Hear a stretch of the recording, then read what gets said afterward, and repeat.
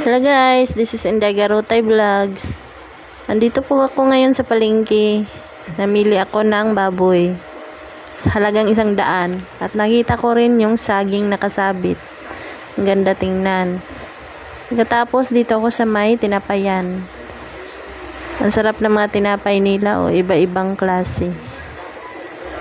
Bumili pala ako ng tinapay halagang 40 pesos. Ayan guys, masarap po yung mga tinapay nila kuya dito. Namili na rin ako ng gulay, halagang 95 pesos.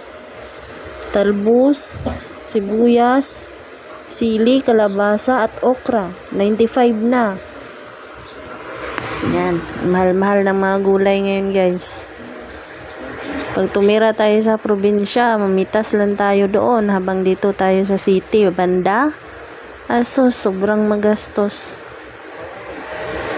Magulat ka na lang yung 500 mo. 2 araw lang.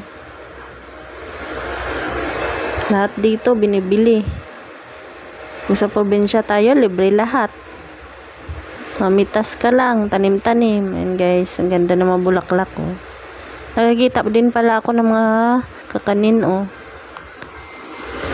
Favorite ko yung sapin-sapin. At saka suman.